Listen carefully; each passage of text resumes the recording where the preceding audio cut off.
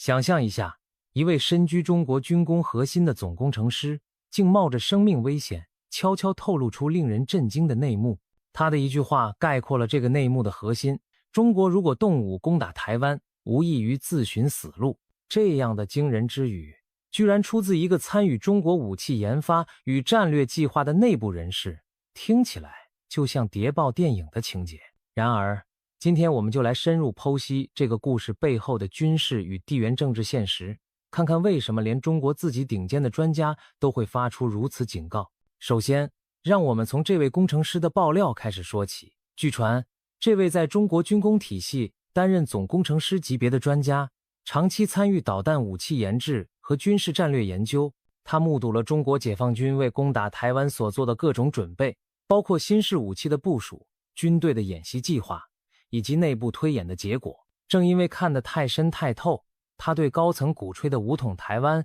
产生了极大的疑虑。终于，他决定铤而走险，透过秘密渠道向外界曝光这些真相。可以想象，这位工程师在暗中写下报告时，内心的纠结与勇气，一边是效忠的体制和随时可能临头的风险，另一边是对国家未来的深深忧虑。他深知，一旦消息走漏，他本人可能会从此消失。但他更清楚，如果继续缄默，国家很可能被拖入一场毁灭性的灾难。那么，他到底透露了哪些惊人的内容，使得他甘冒其险也要发声呢？这位总工程师的爆料内容可总结为一句话：中国攻打台湾就是在战略上自取灭亡。当然，光有这样一句话还不够，他在报告中详尽列出了背后的多重理由。我们接下来一一展开，就像把他那份暗中传出的报告公诸于世一般，来看看到底哪些因素会让中国对台动武演变成一条不归路。首先，两岸军力表面对比悬殊，但渡海登陆作战是世界上最困难的军事行动之一。解放军的总兵力和武器数量远胜台湾，看起来气势汹汹，几十万大军，上千架战机，上千枚对准台湾的各型导弹，还有世界上规模最大的现役海军之一。听起来似乎要踏平台湾易如反掌。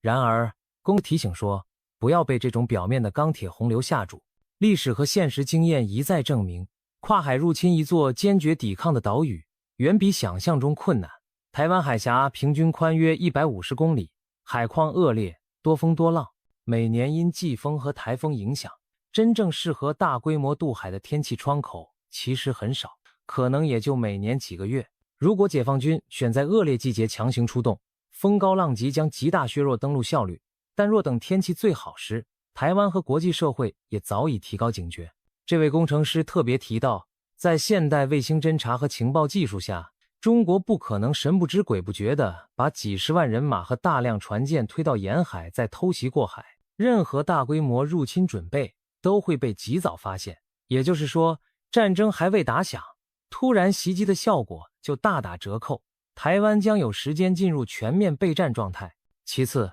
即便突破海峡，台湾岛屿本身如同一道天险，难以攻破。翻开地图，我们会发现台湾适合大军登陆的地点少之又少。台湾西部虽有部分沙滩平原，但大多数近岸海域水浅，登陆舰无法直接靠岸，只能在离岸数公里外停下，改用小艇和2栖载具把士兵和装备一批批运上岸。试想，在这漫长的登陆过程中，解放军的船团不得不龟速前进，完全暴露在台湾守军的火力之下。台湾这些年布置了大量的岸防武器，包括反舰飞弹、远程火炮、海岸布雷等。一旦解放军舰艇停在离岸数公里处倾倒载具，岸上的台军导弹如雨点般射来，后果可想而知。此外，台湾军队早已研究每一处可能登陆的海滩，部署了所谓的拒止设施，比如在易登陆的沙滩埋设地雷、反登陆桩，甚至构筑壕沟。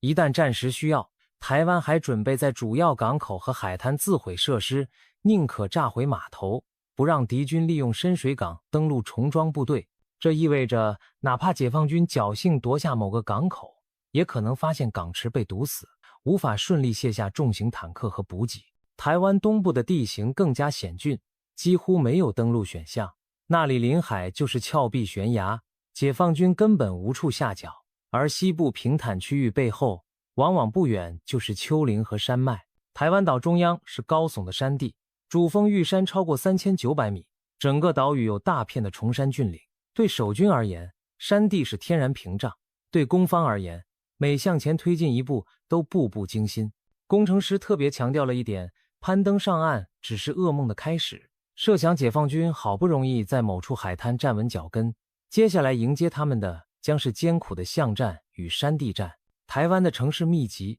村镇众多，道路弯曲狭窄，非常适合伏击和游击战。台湾守军熟悉每一条街巷小道，可以且战且退，把攻方往预设的陷阱里诱。如果敌军想快速直取台北等政治中心，更是困难重重。台湾北部是政治经济重地，附近海岸如淡水等地防御最为森严，解放军要在离首都不远的地方硬闯，等于正面撞上台湾最精锐、防御最完备的部队，伤亡可想而知。但如果选择绕远在南部高雄、台南那些相对防御薄弱的海岸抢滩上路，又面临登陆容易北进南的困境。攻上岸后还得沿着狭长的岛屿一路向北推进数百公里，沿途山岭重重，补给线越拉越长，两侧还随时可能遭到台军的反击和袭扰。简而言之，不管北攻还是南进，每一条路都像死胡同。这就像战争模拟游戏里的两难，直接攻打台北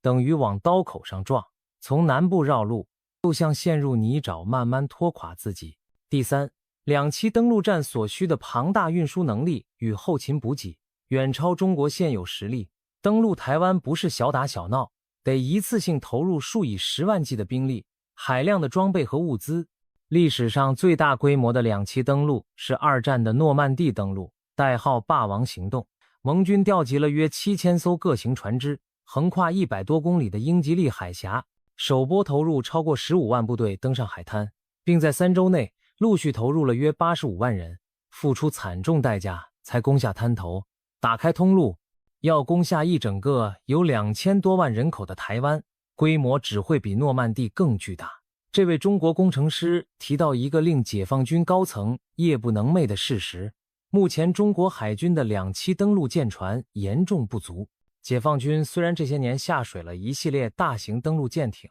例如满载4万吨的075型两栖攻击舰，搭载直升机和登陆载具的大型船舰，以及071型船坞登陆舰等，但真正服役的也就寥寥数艘。按解放军自家的测算，靠现有军舰一次运兵上岸的人数，可能连一个满编师都不足，大概只能运几万人。台湾现役军力有10几万，再加上战时动员的数十万后备部队，如果解放军登陆首波兵力太少，登陆场立足未稳，就会被守军各个击破。可是要一次投入足够多的部队上岸，运输船只又远远不够。中国可以征用民用大型滚装船、货柜船来运兵运车，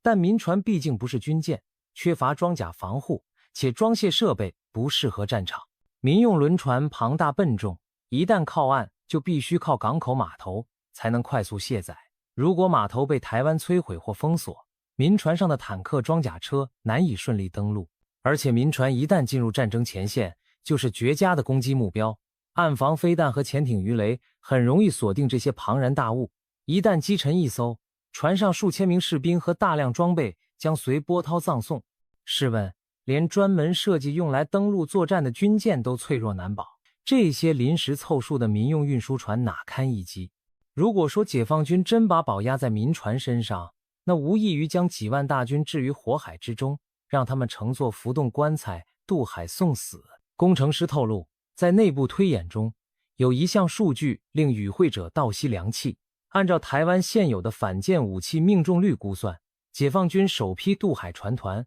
可能在半途和登陆时期损失过半，这种伤亡对任何军队而言都是难以承受的，更何况这只是战争的开端。更棘手的是后勤补给难题，攻打台湾不会像演习1、2天就结束，而可能拖成数周乃至数月的消耗战。解放军即使前波人员上了岸，还需要源源不断地运去第2波、第3波增援，还有大量弹药、燃料、食品、医疗等补给品。然而，台湾海峡将成为一道生死线，台湾守军和可能介入的盟军势必死命切断这条补给线。只要登陆部队断了弹药和粮秣，再精锐的部队也撑不下去。解放军的坦克车辆需要油料，士兵需要食物药品，如果运输船一批批被击沉，登陆上岸的部队很快就会弹尽粮绝，被拖垮在滩头或山区。这位总工程师甚至直言，台湾海峡对解放军来说将会变成一条绞肉机走廊，每增派一批部队渡海都可能有去无回，填进去的兵力越多，损失越大，最后反而让中国精锐部队大量折损在海峡中。如此一来，中国整个国防力量在消耗战中被掏空，国力元气大伤，即便勉强占领了台湾的一角，也是杀敌1万自损8000，陷入无力控制全局的被动局面。第四，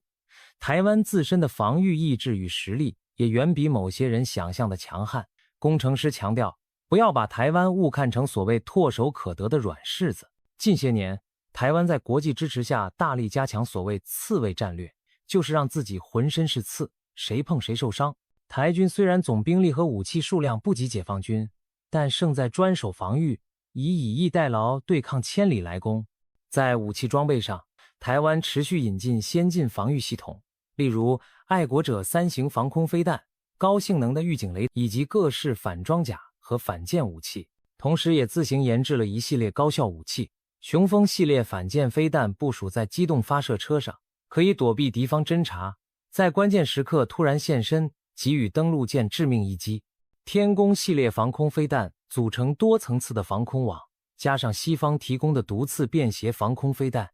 让解放军的直升机和战机难以在低空肆意攻击。还有新服役的远程精确火箭炮和暗制鱼叉反舰飞弹，可以在解放军船团靠近时就予以打击。此外，台湾也在提升不对称作战能力，例如自行研发攻击无人机，设置沿海的水雷阵等，以小博大，专打对手弱点。台湾在人力上也做好了准备。过去台湾实施募兵制，导致兵源有限，近年面对威胁，台湾已经将义务兵服役期延长到1年，并强化后备军人的训练。战时台湾预计可动员数十万后备部队，配发轻型武器，投入城市和乡村的防御作战。千万别小看这些平日隐于民间的力量，一旦战火降临，他们将保卫自己的家园，战斗意志毫不逊于职业军人。参考乌克兰的经验，普通民众在家园被侵略时也会奋起抵抗，甚至组织游击队骚扰占领军。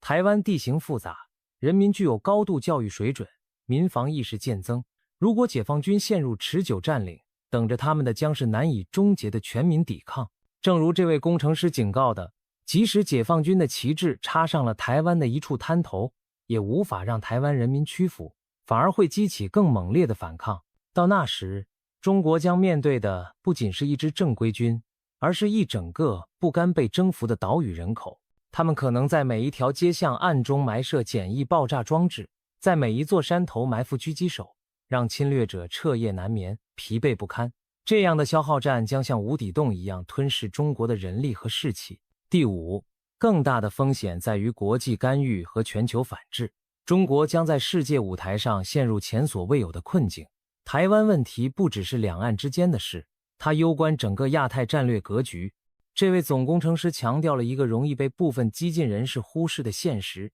美国及其盟友绝不可能对台湾之战坐视不理。美国长期以来与台湾虽无正式军事同盟，但台湾关系法等政策早已暗含美国协防台湾的决心。尤其近些年来，台海局势紧张，使美日同盟高度警觉。美国在西太平洋部署有强大的海空军力量，包括以日本横须贺为母港的第7舰队，旗下拥有如里根号航空母舰等主力战斗群，以及关岛的远程轰炸机基地等。一旦台湾有事，美军可在数十小时内赶赴周边海域。日本作为紧邻台湾的盟友，也极可能参与防卫行动。日本南部的与那国岛距离台湾不到110公里，日本高层多次表态，台湾有事就是日本有事，可见其态度。届时，日本自卫队的舰艇、战机乃至潜艇都可能在美日安保条约框架下投入行动。这意味着中国若攻台，实际上等同于向美日同盟宣战。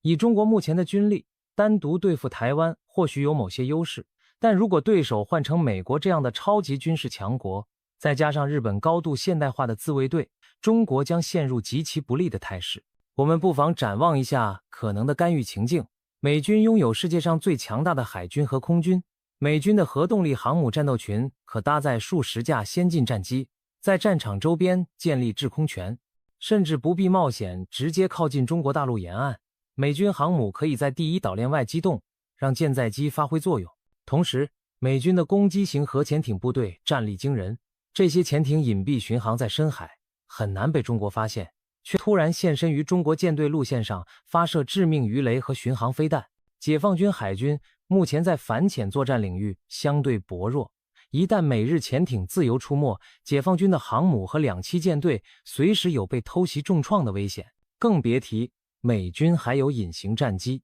如 F-35、F-22 和长城轰炸机，如 B-2 幽灵，可以从远距投射精确打击，摧毁解放军的指挥中心、雷达站和后勤基地。而日本也在加紧部署反舰飞弹和防空系统于琉球群岛。一旦开战，宫古海峡以西的广阔海域将有多重火力网拦截中国舰艇。工程师透露，解放军内部沙盘推演对此有清醒认识。如果美日联手介入，解放军将面临腹背受敌的险境。头顶上有美军战机导弹，脚下海中有盟军潜艇鱼雷，正面还要硬汉固守家园的台湾军民，实在是九死一生。当然，中国不是毫无反制之力。解放军近年来发展了所谓反介入、区域拒止战略，装备了大量远程导弹，企图把美军挡在远海。例如，有航母杀手之称的东风 21D 和东风26反舰弹道导弹，号称专门用来打击美军大型舰艇。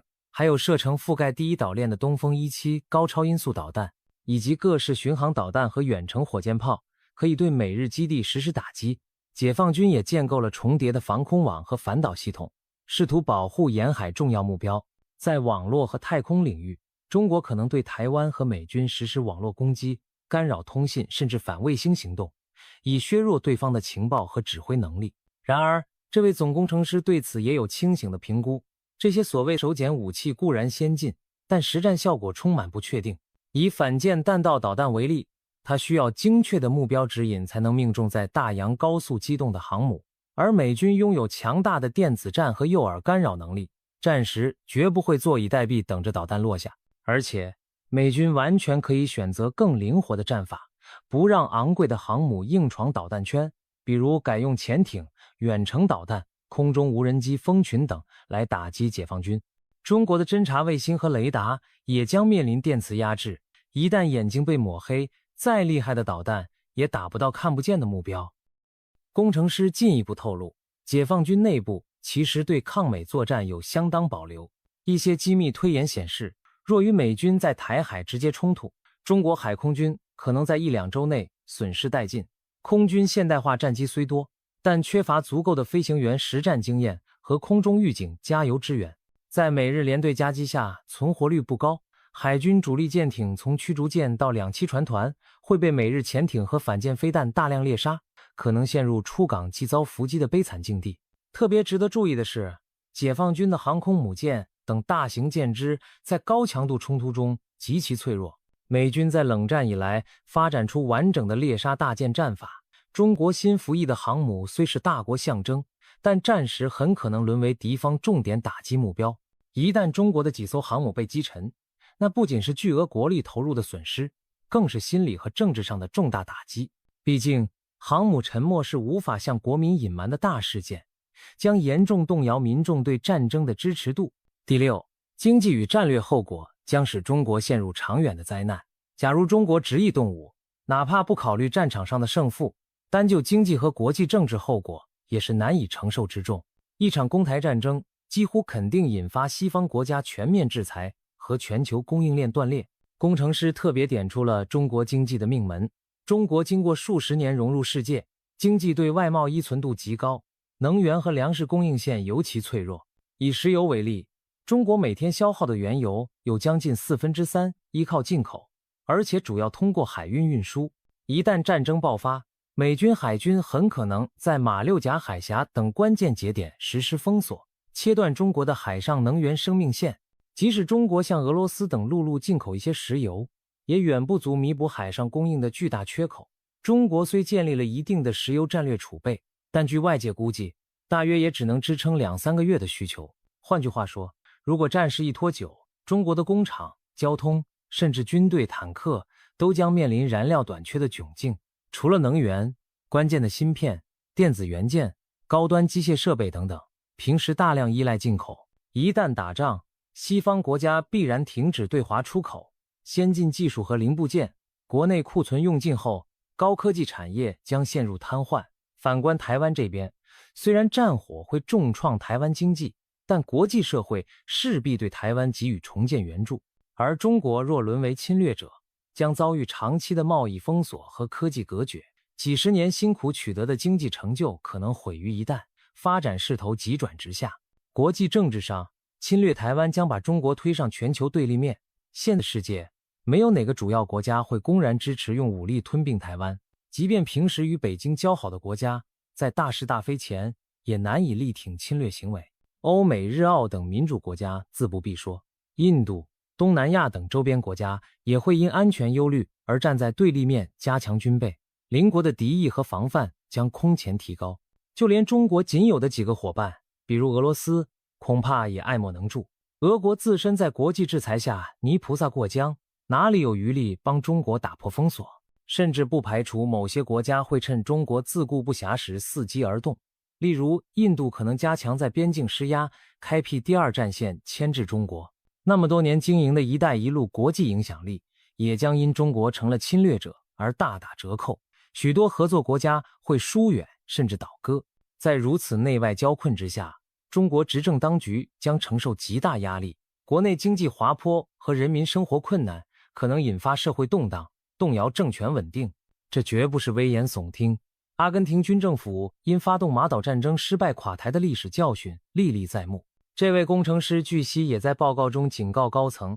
贸然开战的后果很可能是政权不保。假如侵台战事陷入僵局或惨败，一向以民族主义凝聚民心的当权者将无法向亿万国人交代，到时民心崩溃，政治清算接踵而来，执政者将自食苦果。听到这里，我们不妨停下来想一想，中国领导层难道会不清楚上述种种困难与风险吗？其实，理性的军事专家和决策者不可能没看到这幅图景。事实上，工程师透露，中国军方内部进行的多次模拟推演，结果都极不乐观。每一次的结局，不是登陆受挫，就是僵持数周后国际介入导致中国战败。据传，在某次高层军事演习推演中，红方解放军即使投入比台湾多数倍的兵力，仍无法在预定时间内完全控制台湾，反而付出了无法接受的伤亡。模拟到后期，红方登陆兵力几近耗尽，海军主力舰队损失过半，美日联军开始反攻，红方只得含恨按下核按钮，做最后疯狂演习导调组。把剧本推演到这一步时，全场鸦雀无声，因为大家都明白，那意味着一场核大战和文明毁灭的开始。没错，攻台战争一旦打响，就有滑向核战的可怕可能，而这几乎等同于世界末日。这样的推演结果，让不少清醒的中国军官背后冒冷汗。他们终于理解那位总工程师所言，自寻死路绝非夸张渲染，从战场到国家存亡，条条都是死局。既然如此，为何还会有人鼓吹武力犯台的冒险？这恐怕涉及政治层面的误判与冒进。有分析认为，北京当局内部存在某些鹰派，他们过度自信于纸面上的军力增长，加上对民族主义情绪的操弄，使领导层产生一种现在军力足够，不妨速战速决的错觉。然而，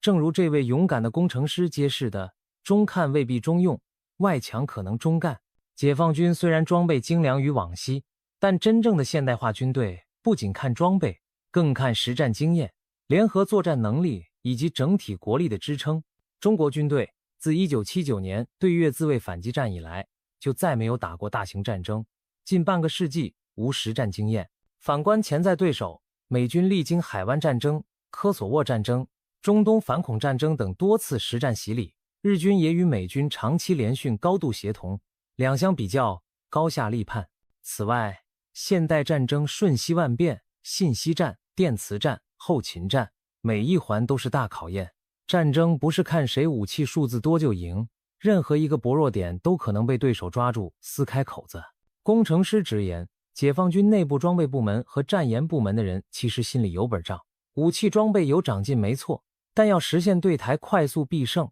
种种关键环节仍未有把握。他举例说，解放军的联合作战指挥体系近年才建立，许多军种间协同演练不够，后勤补给、远海投送能力刚起步，缺口明显，对付隐形战机和潜艇的手段依然不足等等。这些弱点在和平时期或许可以掩盖，但在实战中将被无情放大。说到这，我们再回到故事的主角，那位无名的中国武器总工程师。他揭露这一切是希望能唤醒决策者的理性，拉住冲动的战车。在爆料的最后，他满怀忧虑地写道，今天的中国早已不是一穷二白的时代，完全没必要以玉石俱焚的方式解决台湾问题，任何好战之举都可能让国家数十年的发展成果毁于一旦。如果我们真正爱这个国家，就不应将成千上万的青年送上没有胜算的战场，更不应让国家承受灭顶之灾。这番掏心掏肺的劝诫字字沉重，然而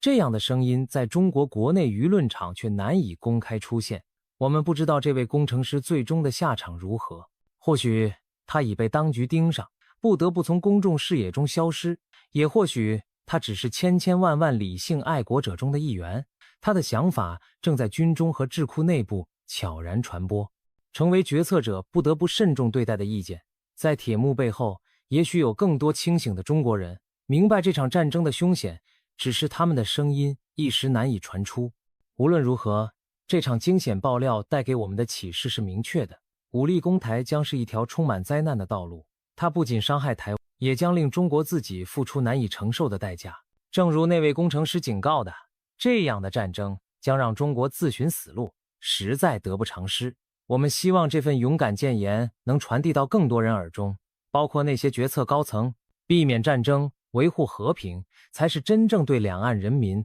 对整个亚太地区负责的态度。毕竟，历史无数次证明了，好战者必自食恶果。当理性的声音压过冲动，当和平的呼声取代仇，也许悲剧就能避免。我们也期待，在不远的将来，两岸能以对话代替对抗，让这位工程师冒死留下的忠告成为避免灾难的转折点，而非事后痛彻心扉的遗言。